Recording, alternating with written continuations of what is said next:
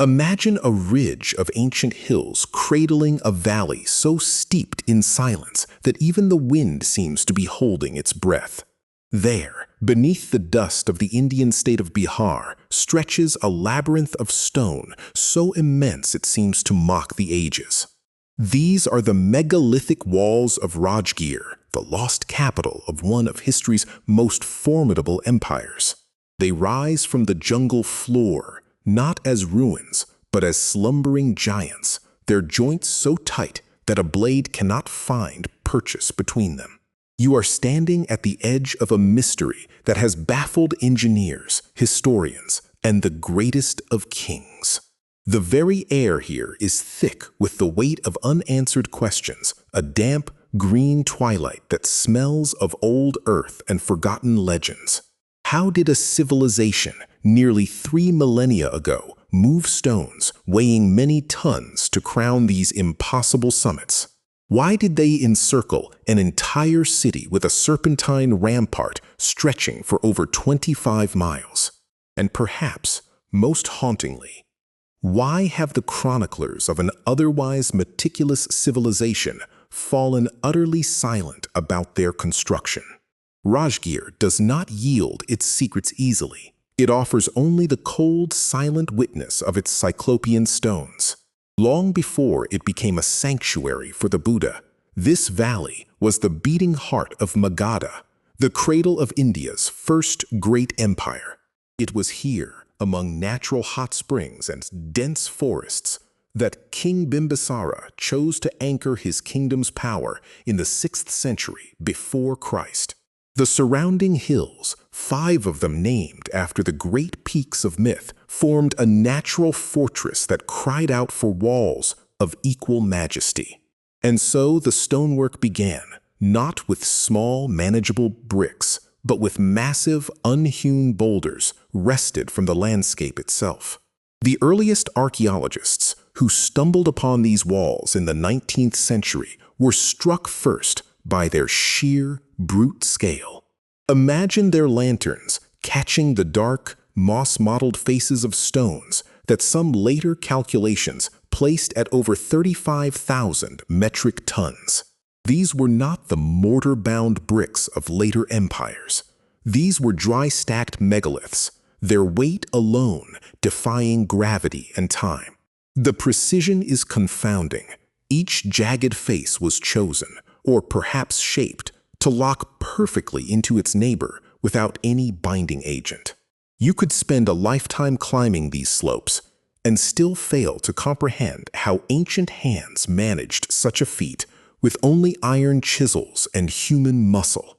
The valley below, once known as Girivraj, was a fortified capital of staggering strategic genius. The stone ring protected not just the royal palaces, but also the treasuries and the sacred ground that would one day shelter the first Buddhist council. Yet, as you trace the path of these walls with your eyes, a deep unease begins to settle in the pit of your stomach. The scale of the architecture does not quite align with the comfortable narrative of an Iron Age kingdom's capabilities. Some of the largest blocks sit not at the base, where logic would dictate they be placed first, but at the very top of the fortification. It is as if the builders worked downward from the sky, or possessed an understanding of leverage and lifting that we have lost to the wreck of time. The mainstream historian will point to massive ramps of earth, to armies of laborers, to decades of patient, relentless toil. Engineering models suggest that with enough time and an unwavering will, even the heaviest stone can be moved by the hand of man. But the jungle is a master of erasing the delicate traces humans leave behind, and no definitive ramp scars have ever been found to silence the doubters. Where archaeology falters and logic frays, local whispers begin to fill the oppressive silence of the ravines. In the villages that nestle in the shadow of these hills, the walls are not always seen as a monument to human ambition. The older tales speak of a day when the king, desperate for an unbreachable defense, turned to a wandering ascetic of terrifying power. Faced with an invading army, the legends say the king was taught a mantra that could command stone itself to rise and walk. A darker, more primeval theory suggests these ramparts are not the work of Bimbisara's dynasty at all, but the legacy of an unnamed pre-Vedic race. Perhaps the Magadhan kings merely found these titanic walls already ancient and simply repaired a fortress that predates recorded memory. The geological weathering on some sections hints at an antiquity that pushes the stone's placement back into a period of mere oral myth. The rational mind desperately tries to impose order, to see drill holes, quarry marks, and the logic of a defensive perimeter against cavalry and war elephants. And indeed, the strategic advantage is undeniable. The walls channel any attacker into narrow, deadly passes between stone and precipice. Yet the physical reality of the stones remains a stubborn, silent refutation of a simple explanation. Some of the cyclopean blocks are not merely stacked, they are interwoven with the living bedrock as if the mountain itself was birthed to form this barrier. Geologists have pointed out that the technique seems less like construction and more like a terrifying form of artificial architectural erosion. If we dare to consider the theory of unknown technology, we drift into a labyrinth of terrifying and exhilarating possibility. Could the ancients have used sound harmonics, a lost science of vibration and resonance, to temporarily free these stones from the tyranny of weight? Was there a chemical secret, a plant-based acid that softened rock, allowing it to be molded like clay before hardening back into granite? The puritanical archaeologist scoffs at such conjecture, demanding physical evidence of lasers, sonic tools, or sophisticated gear systems that simply does not exist. They remind us that absence of evidence is not evidence of absence, but it is also not a license to rewrite physics with folklore. And so you remain suspended between two impossible poles, a mundane miracle of lost patience or a frightening glimpse of a forgotten science. The labyrinth deepens when you peer inside the cyclopean wall at the site known as Maniyar Math, a ruined cylindrical structure whose purpose is entirely opaque. Some say it was a pleasure garden. Others insist it was a shrine to the serpent deities that predate Buddhist influence in the valley. Its own stonework is a puzzle box, a spiral of concentric walls leading to a center that feels more like an energy sink than a temple. The walls of Rajgir do not just protect a physical space, they imprison a secret that the subsequent centuries have failed to decode. Walking the 40-kilometer perimeter is an act of pilgrimage into the very essence of human limitation. With every step, you feel the oppressive presence of the stones on one side and the dizzying drop into the green abyss on the other. The moss that coats the megaliths is a deep, almost luminous emerald, glistening with the heavy dew that never quite burns off.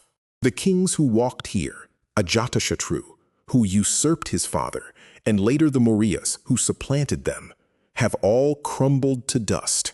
Their flesh and their ambitions are gone, but their bone-dry stone giants still stand sentinel over a capital they abandoned. When the Buddha walked these hills, resting at Vulture's Peak, did he look upon these walls and see only a samsara of futile imperial toil? Or did he, with his enlightened sight, see the deeper truth behind the labor, a truth too profound for the unawakened observer to grasp? The human obsession to find the capital's heart has driven countless expeditions to dig through the thick, choking, alluvial soil. What they unearthed were layers of continuous civilization, punch-marked coins, polished black ware, and terracotta figurines smiling with lost meaning. This silence is perhaps the greatest psychological toll on the investigators.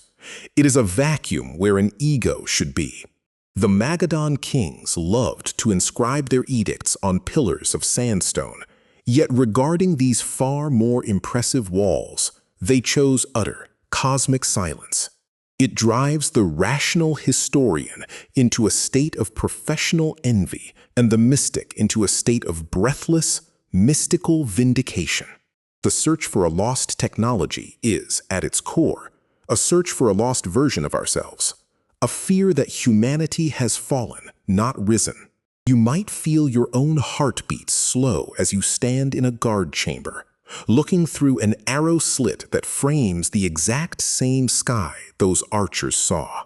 The cold of the stone seems to leach into your bones, carrying the faint metallic taste of a history that refuses to be fully digested. Every monsoon season, the jungle attempts to reclaim the stones, winding strangler figs through the gaps like green fingers trying to pry open a fist. And every dry season, the walls emerge again, unchanged, undamaged, rebuking even the biological fury of the wild. This is the dance of Rajgir, a continuous cycle of hiding and revelation, a cosmic joke played on the curious minds who seek finality. Those who have spent decades mapping the walls often speak not of intellectual discovery, but of a growing, oppressive melancholy. They speak of a realization that the wall is a perfect mirror, reflecting back only what the observer brings: logic, mysticism, or dread. It is a threshold between the proven and the possible, and some who cross it in their minds never quite find their way back to comfortable certainty. The black basalt of the stonework absorbs the sparse sunlight, radiating a silent, profound melancholy that whispers of forgotten funerals. Even the surrounding hills seem to conspire in the silence, their natural rock formations mimicking the jagged steps of the cyclopean fortifications. It becomes a game for the eye, distinguishing the architect's hand from the divine sculptor's, and it is a game you inevitably lose. The human toll is not measured in deaths, but in the quiet surrender of academic ego to the sublime, overwhelming presence of the unknown. The legend of a mantra that lifted stones is, in a sense, a psychological safety valve for a culture that refuses to believe its ancestors were merely brute beasts of burden. It is a more dignified fiction than the image of a slave driver's whip cracking over a sea of broken bodies on a mud ramp. Perhaps both the skeptic and the mystic are two sides of the same human coin, flailing against the silence of a stone that does not judge. As the sun sets over the Gridra peak, the long shadows of the wall stretch out like black, grasping fingers across the valley floor. The air turns cold quickly, and the cicadas begin their evening threnody, a sound that feels like the whirring of a cosmic clock winding down. We began this journey hoping to find a lost capital, a definitive answer carved in stone, but we find only the stone itself. The true lost city of Rajgir is not one of wood and brick buried beneath the soil. It is the immaterial city of forgotten knowledge. It exists in the void the cyclopean walls define, an absence shaped by impossible stone, a silence guarded by impassive sentinels. Time's sand has buried the wooden palisades and the frescoed chambers, but these megaliths were built to bully time itself into a stalemate.